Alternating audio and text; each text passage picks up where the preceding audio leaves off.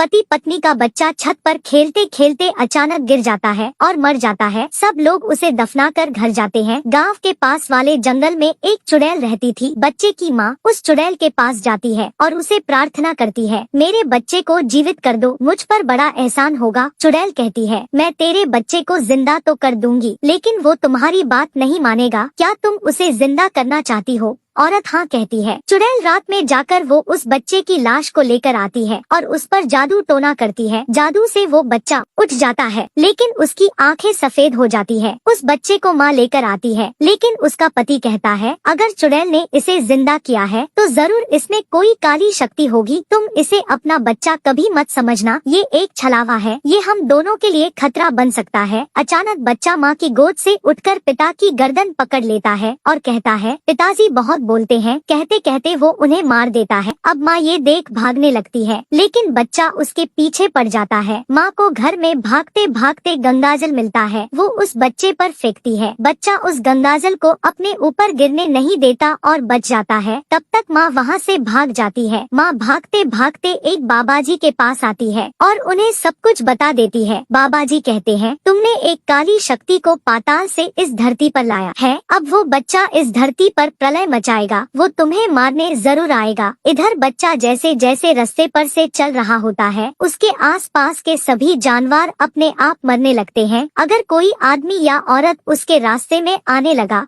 तो अचानक उनके पेट दुखने लगे और वो भी मरने लगे। चलते चलते वो बच्चा काली शक्ति के कारण काला पड़ने लगा। बाबाजी कहते हैं, उस चुड़ैल के शैतानी बच्चे को मारने के लिए मैं तुम्हें ये माँ काली की जादुई विभूति दे रहा हूँ। कैसे भी करके तुम उसे ये खिला देना, तभी तुम्हारा असली बच्चा बाहर आएगा और वो ही इसे ठीक कर सकता है। आखिरकार वो बच्चा सामने आता है। बाबाजी उस पर जादू छोड़ने लगते हैं, लेकिन उस बच्चे पर कोई असर नहीं होता, बल्कि वो बच्चा बड़ा बनने लगता है। अब वो अपनी माँ को मारने आगे बढ़ता है और अपने हाथों में उठा लेता है। जैसे ही वो अपना मुंह खोलता है, माँ केशव कहकर पुकारती है और उस पर वो विभूति फेंकती है। विभूति फेंकते ही उस शैतान बच्चे के अंदर अचानक हलचल होने लगती है। उसके अंदर से उस माँ का असली बेटा केशव बाहर आने की कोशिश करता नजर आता है। तभी बाबाजी उस अंदर वाले बच्चे के कपाल पर अपनी जादुई शक्ति फेंकते हैं। केशव उस शक्ति को अपने अंदर खींच लेता है और फिर अपनी पूरी ताकत लगाकर उस काले शैतानी शरीर को तोड़कर बाहर आ जाता है।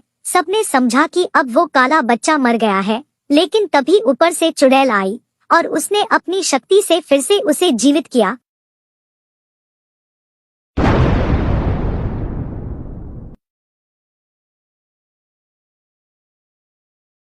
काले बच्चे की और केशव की लड़ाई होने लगी। दोनों की बीच घमासान युद्ध होने लगा, लेकिन तभी केशव ने काले बच्चे के वारों को चुकाकर अपनी पूरी शक्ति से उसे एक जोर की लात मारी और वो काला बच्चा जमीन पर दूर जाकर गिर गया।